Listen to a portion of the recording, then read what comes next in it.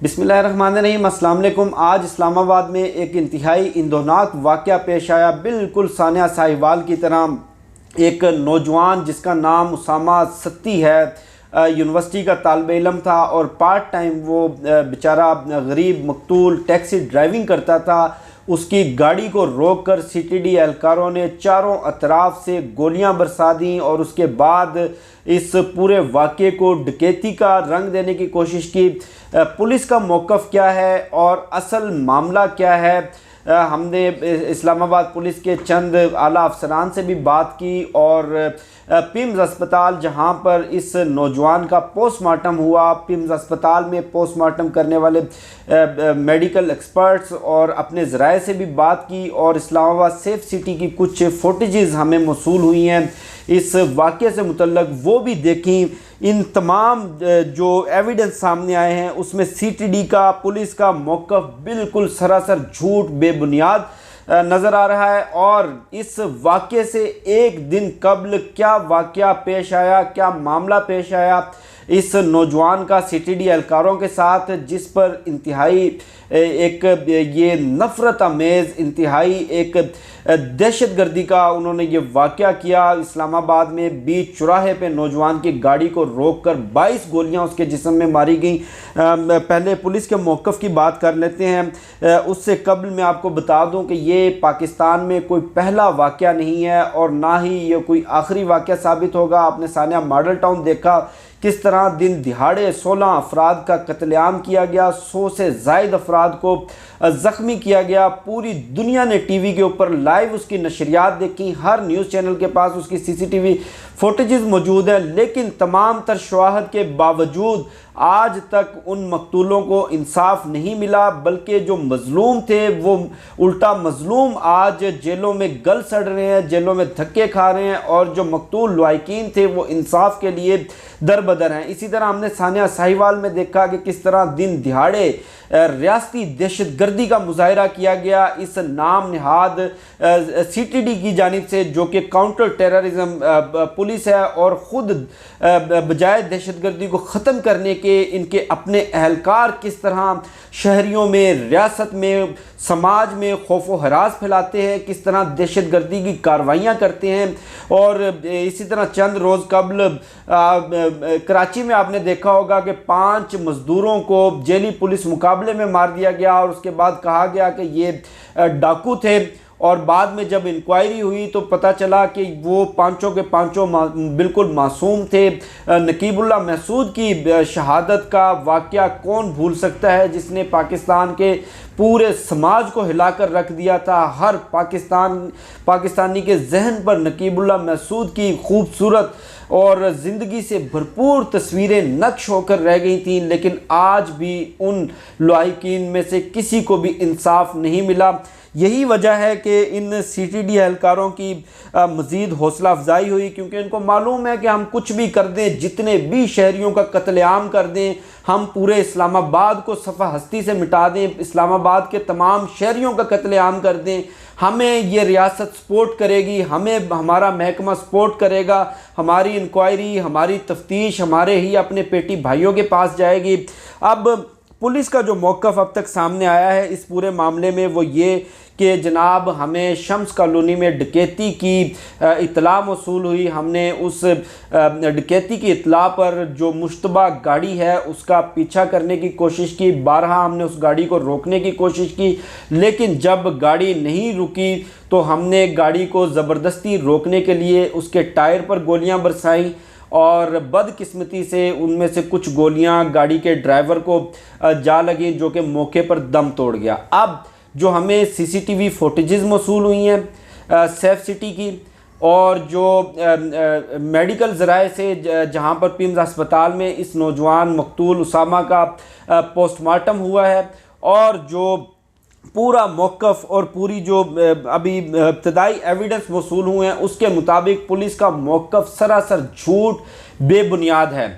पहली बात कि पुलिस एहलकारों के ये बयान कि हमने गाड़ी को रोकने की कोशिश की, तो भाई आपने गाड़ी को रोकने की कोशिश की, आपने 40 से ज़ायद गोलियां बरसाईं और उनमें से कोई गोली भी गाड़ी के चारों टायरों में से किसी टायर को ना लग सकी। उसके बाद इस नौजवान उसामा जो कि अब शहीद हो चुके हैं, उनके जिस्म के ऊपर 22 गोलियां लगी। उनमें से इनके चेहरे के ऊपर भी गोलियां लगी, इनके सर के ऊपर भी गोलियां लगी, जिस्म के मुख्तलिफ हिस्सों में लगी।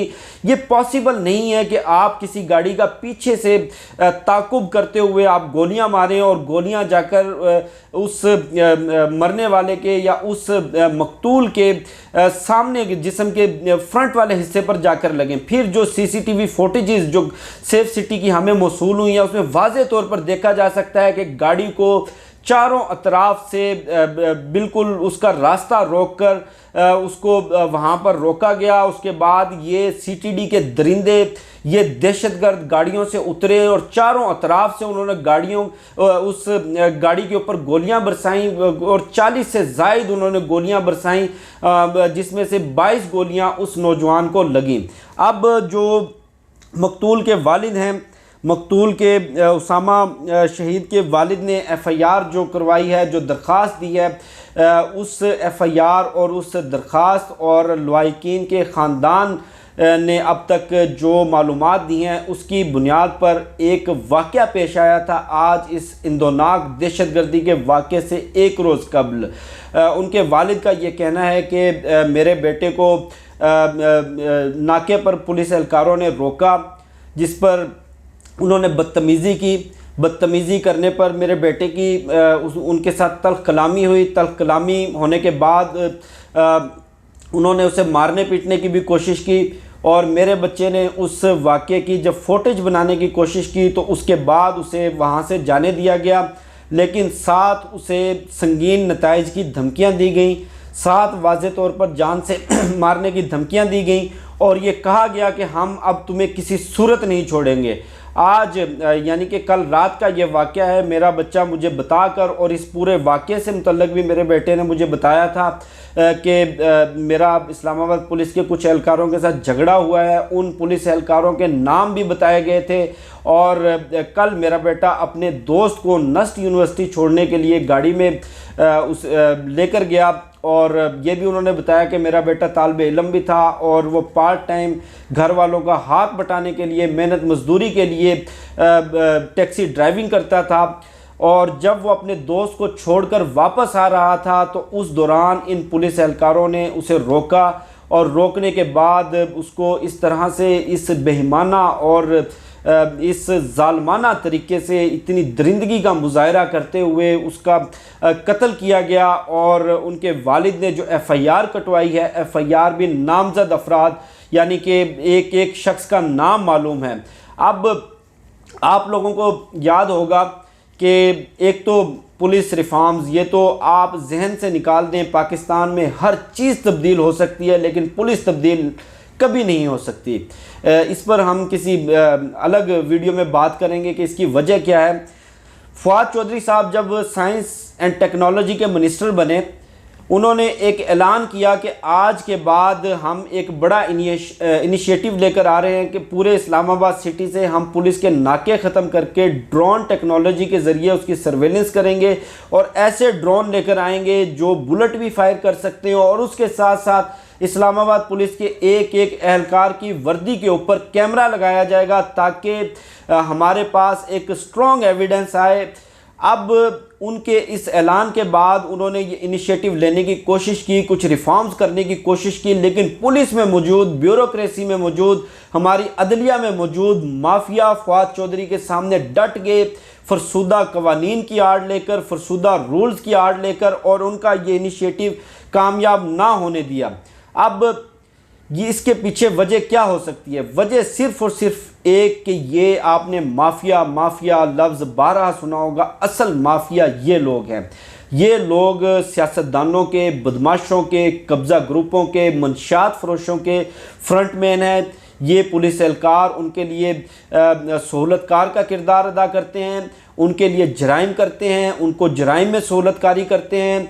और जब आप किसी से पैसे लेकर और जिन लोगों ने आपकी अकाउंटेबिलिटी करनी हो, जिन लोगों को, जिन अफसरान को आप जवाब दें हो, जब आप उनके नजायज़ काम करेंगे तो 4 नजायज़ काम के साथ 5-7 नजायज़ काम आप अपने भी करेंगे। यही वजह है कि इस्लामाबाद, पंजाब, कराची, खैबर पख्तूनख्वा, हर जगह से इस तरह के वाक़यात पेश आते हैं। लेकिन मेरी एक नसीहत है कि आप अगर पाकिस्तानी हैं, मुझे जितने भी पाकिस्तानी सुन रहे हैं, अगर आपको किसी नाके पर पुलिस एहलकार रोकें, आपके पास अगर छोटी गाड़ी हो तो आप फ़ौरन गाड़ी रोककर हाथ बांधकर नीचे उतर आएँ और अपना सर झुका लें, उनके सामने जी हुजूरी करें, वरना वो भी आपको इस नौजवान की तरह गोली मार सकते हैं। अगर आप ताकतवर हैं, अगर आप पैसे वाले हैं, आपके पास बड़ी गाड़ी है और आपको किसी नाके पर रोकने की कोशिश की जाए तो आपको वहाँ रुकने की कतई ज़रूरत नहीं। आप उस नाके पर खड़े पुलिस एहलकारों को